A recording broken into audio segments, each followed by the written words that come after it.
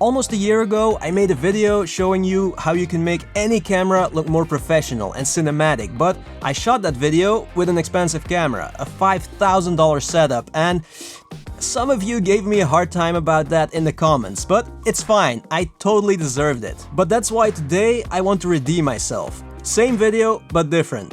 So, I'm shooting this now with my Sony a7S III in S-Log 2, but in a minute I'm gonna switch to my Canon M50 because I want to show you that a budget camera can look like this, an expensive camera. Not exactly the same of course, but I'm gonna show you that you can make your budget camera look amazing, no matter how much it costs or what brand it is.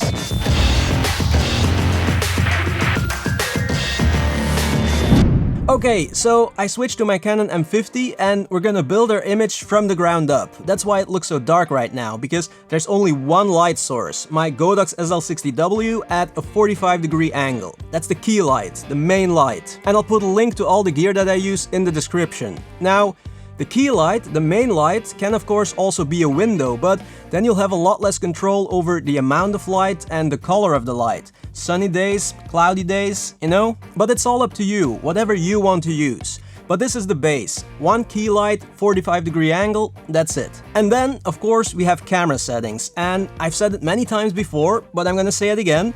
There's no such thing as cinematic camera settings, and definitely no such thing as more expensive looking camera settings. It all depends on what you're shooting, your personal preference, what you're trying to achieve, and also your camera, because ISO, for example. Whenever I'm shooting with my Canon M50, I try to keep the ISO as low as possible because that gives me the cleanest image, the least amount of noise.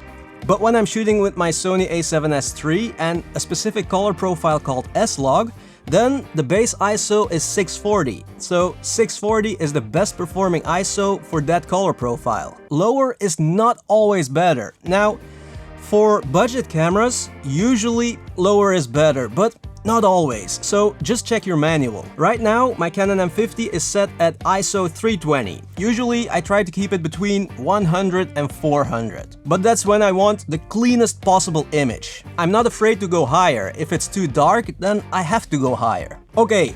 And then I'm also using the neutral color profile. All cameras have different color profiles. You know, there's standard, neutral, landscape, portrait, but those profiles have a look baked in, so you don't have to do any color grading.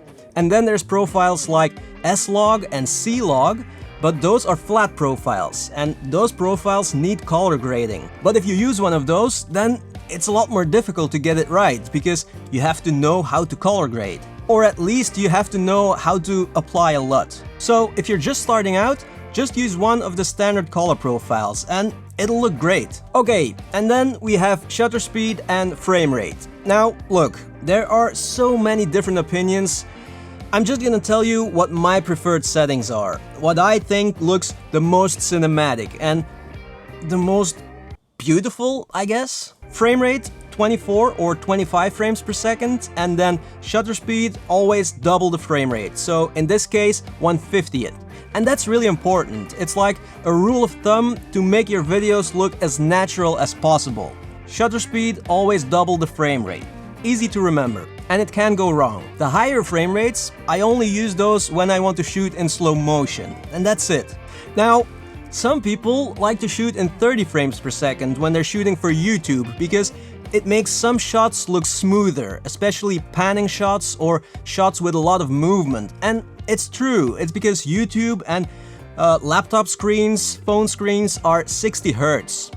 It's all very technical, but it's true that shooting in 30 frames per second looks a bit more smooth on YouTube.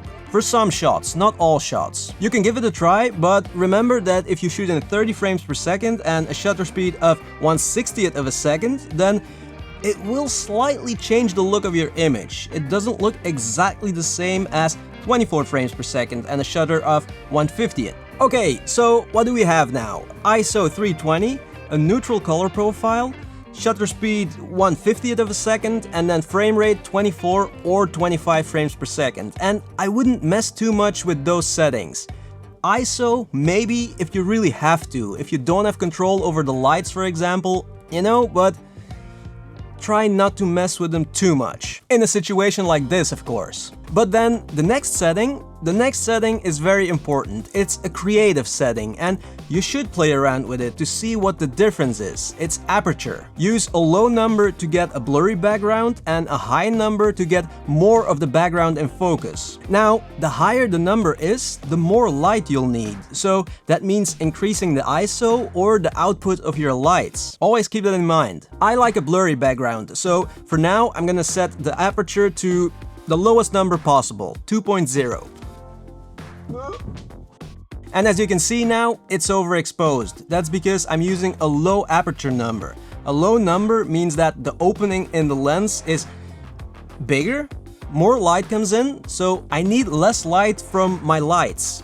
I'm gonna lower the output of my key light. It was at 100%, so let's go all the way down to... Yeah, see, I can go all the way to... Still a little bit too bright. Oh, nope. I think 20% looks fine now. Okay, so, wow. My eyes have to adjust now because it was super bright before, and now I feel that my eyes can rest a little bit more. Okay, so that's it for the camera settings.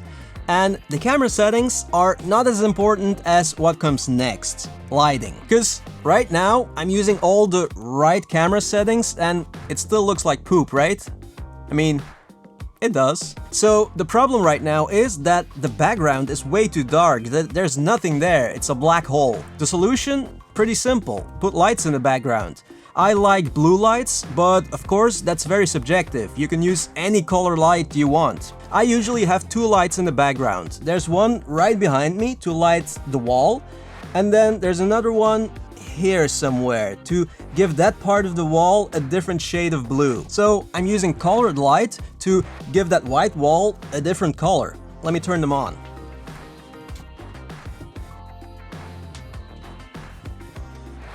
There. Looks a lot better, right? And this is probably the most important part of the video, because this is where you take control over the look of your video. Because what you have to realize is that it's not just turning the lights on and boom, you're done. Depending on how much light there is in the background, the image, the look of your image will change completely. Let me show you. So now I increased the output of that light to 100%, and this looks completely different. And that light goes from 1% to 100%. And this one also goes from 1% to 100%. So you see what I mean? I'm not a mathematician, but that's a lot of combinations. And there's another light here that goes from 1 to 100%. It's a lot of combinations, trust me. Now, maybe you like this look, but I don't. I like it if the background is a little bit darker, so that I pop a little bit more. So let me turn that down again.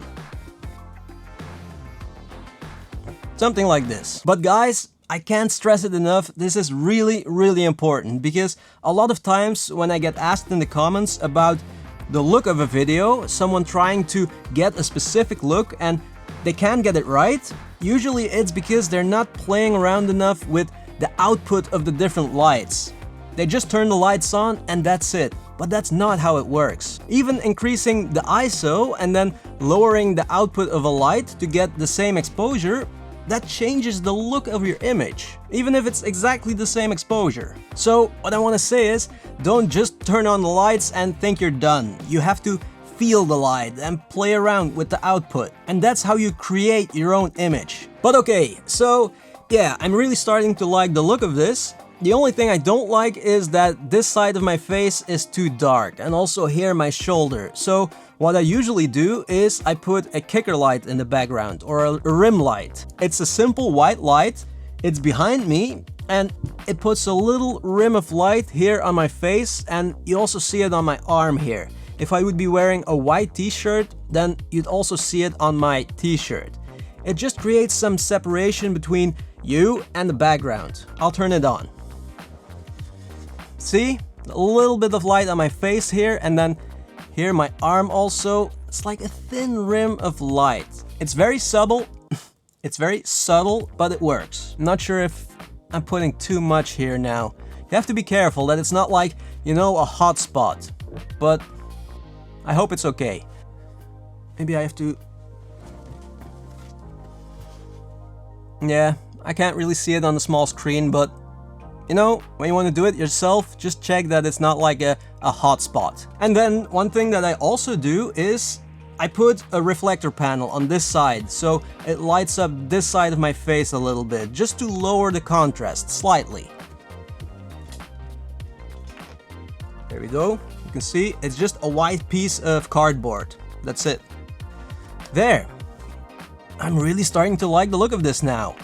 The last thing I have to do is turn on the practical lights. I have one here and one here. And what they do is, well, nothing. They just create some atmosphere. That's it. Let me turn them on. Okay, I think we're getting pretty darn close to the Sony image right now. But of course, it will never look exactly the same because they're two different cameras, two different sensors, two different companies.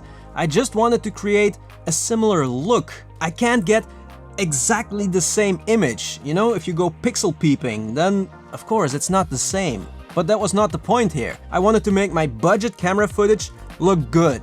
And I think that's what I did, right? Just with lights and the right settings. My Canon M50 right now is recording in 1080, but whenever I'm shooting with my Sony a7S III, I shoot in 4K. So the Canon M50 footage will never look as sharp and crisp as the Sony footage. But that's also not what I wanted to achieve. There's a difference between getting a look and getting the exact same technical details. You know what I mean? The depth of field is also not the same. There are different lenses, different sensor sizes, different color profiles. So, you know, you have to realize you can't get exactly the same image, but you can make a budget camera look really good and cinematic. That was the point that I wanted to prove today. That's all I wanted to show you today. And I feel like I have to stop now because I'm starting to rant. I think you're noticing it too. So, yeah, bottom line is, if you want a good-looking image, it's not all about 4K, high dynamic range, 10-bit color, super sensors, you know, lighting and just using the right settings. That's like a big part of getting a good-looking image. And I think I proved that. I hope it helps. Thank you so much for watching, guys. Wow, I'm starting to feel like overly excited or something. See you in the next one.